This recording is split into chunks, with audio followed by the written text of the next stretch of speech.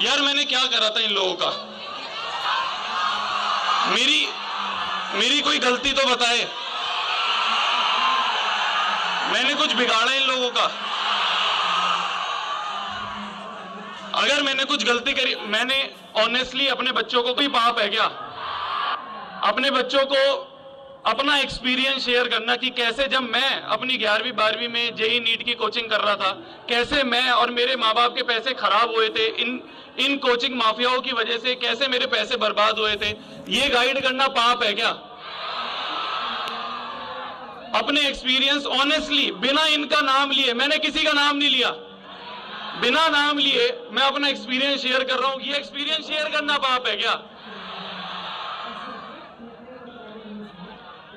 इन लोगों ने ना, एक कोचिंग वाले हैं, उनकी एक वीडियो अभी मेरे पास आई। 2 सेकंड ध्यान से सुनना 2 मिनट। ये कोचिंग वाले हैं, इनकी एक वीडियो मेरे पास आई, एक बच्चे ने मेरे को मेल करा। मैं अभी भी नाम नहीं लूंगा, मैं आपको वीडियो नहीं दिखाऊंगा, मैं नाम नहीं लूंगा अभी भी इनका।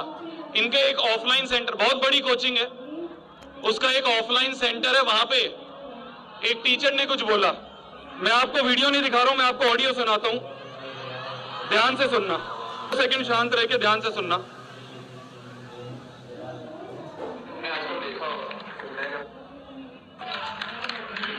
तुमने आजकल देखा होगा, मेरे गाने इनका खुद का एडी नहीं हुआ, जेई का ज्ञान पूरा दे रहे हैं। देखा है तुमने? हाँ, वो क्या नाम है उसका, शोभित, अरे 10वीं का टीचर है वो, ज्ञान दे रहा है एडी और नहीं का। अरे भाई खानदान में कोई इसने आईआईटी किया है? अरे आईआईटी छोड़, एनआईटी का तो पहला तो है।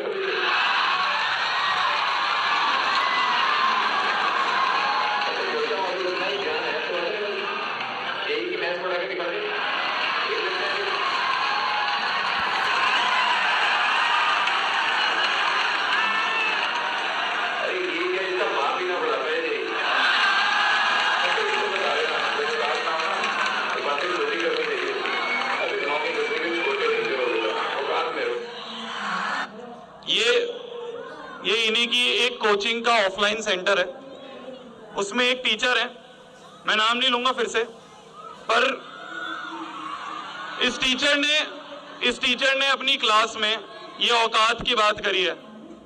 इस टीचर ने अपनी क्लास में बोला कि ये क्या, इसका बाप भी नहीं पढ़ा पाएगा। गाली देनी है दे दो यार, ठीक है, मेरी कोचिंग को गाली देनी है दे दो यार। पापा ने क्या बिगाड़ा यार तुम लोगों का, बताओ? उनकी क्या गलती?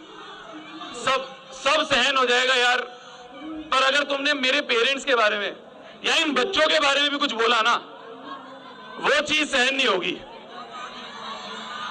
वो चीज सहन नहीं होगी मेरे से। यार हम लोग तो जेई नीट में जा ही नहीं रहते, हमने तो साफ मना कर दिया था हम नहीं जाएंगे। हमने तो क्लास में बोल दिया था हमें नहीं जाना है, हमें डर है इन लोगों से। हमने, और पता है दिक्कत क्या आई? एक पॉडकास्ट आई थी, वो वायरल हो गई थोड़ी सी, और उस पॉडकास्ट को देख के इन लोगों को डर हो गया कि यार शोभित के पास तो सारी नॉलेज है, शोभित को तो सारी इनके गंदे कामों के बारे में पता है, इनकी सारी सच्चाई पता है, शोभित तो इनकी सारी पोल खोल देगा। इनको ये डर लगा कि शोभित ने अगर किसी का नाम ले लिया, नेक्स्ट टॉपर्स के पास इस समय 9th 10th के बहुत सारे बच्चे हैं, इनको ये डर था कि यार अगर 9th 10th के बच्चों को इन कोचिंग्स की सच्चाई पता चल गई, सारी पोल खुल गई, तो इनकी तो दुकान बंद हो जाएगी।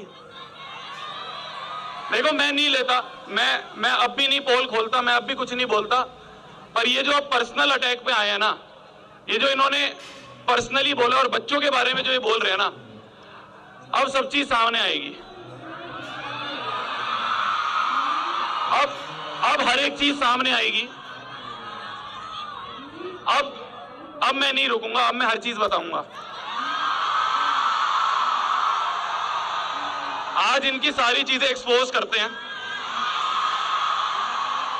देखो इन लोगों ने ना एक रैंक फैक्ट्री खोल रखी है, ध्यान से सुनना। इन लोगों ने एक रैंक फैक्ट्री खोल रखी है। रैंक फैक्ट्री का मतलब क्या होता है? जब कोई बच्चा या जब माँ बाप लोग ना कोचिंग में जा रहे होते हैं, जैसे आप भी अभी 10वीं के बाद कोचिंग में जाओगे, तो आप लोग देखोगे कि कौन सी कोचिंग की सबसे बड़ी रैंक है, कौन सी कोचिंग में सबसे ज्यादा बच्चे जा रहे हैं, आप भी उसी भेड़ चाल में जाओगे। तो रैंक, तो ये रैंक वाली चीज है ना, ये बहुत इंपॉर्टेंट होती है इन कोचिंग वालों के लिए। रैंक से सबसे ज्यादा बच्चे अट्रैक्ट होते हैं इनके। अब कुछ टाइम पहले की बात है, अब ध्यान से सुनना, कुछ टाइम पहले की बात है, एक बहुत बड़ी कोचिंग है, उनकी रैंक नहीं आई, जेईई एडवांस का रिजल्ट आया, उस जेईई एडवांस के रिजल्ट में इनकी कोई भी टॉप रैंक नहीं आई। तो इस कोचिंग वाले ने क्या करा, एक बच्चे को पकड़ा, उसको थोड़े पैसे दिए, गाड़ी दी, और गाड़ी पैसे देने के बाद उससे एक कॉन्ट्रैक्ट साइन करवा लिया कि तू बोल दियो तो हमारी कोचिंग से पढ़ा है, पोस्टर लगा देंगे, माँ बाप अट्रैक्ट हो जाएंगे, सब आ जाएंगे। ये उनके कॉन्ट्रैक्ट की कॉपी है। इनकी किस्मत खराब है, इनके सारे कागज हत्ते हमारे पड़ जाते हैं। ये उनके कॉन्ट्रैक्ट की कॉपी है। चलो ये तो बहुत छोटी सी बात हुई, रैंक तो ये लोग खरीदते ही हैं, रैंक खरीद के दिखाते हैं। ये पता है और लोगों को एंटर भी नहीं करने देते। मान लो कोई इंसान जेन्युइनली आना चाहता है इस मार्केट में, और इस मार्केट में आने के बाद बोलना चाहता है कि भाई मैं, अब बच्चों तुम्हारे सपोर्ट की जरूरत है। अब हमें, अभी तक नहीं था, अभी इन लोगों ने हमें उकसाया है, अब इन लोगों ने इस कीचड़ में हमें आने के लिए उकसाया है, तो अब इस जेईई नीट में हमें आना पड़ेगा। और ऐसा नहीं कि कोई कोचिंग, कोई कोर्स, एक मिशन की तरह जुड़ेंगे, एक मिशन की तरह जुड़ेंगे। जेईई और नीट के लिए मिशन जेईई और मिशन नीट, जो कि बनता है मिशन जीत।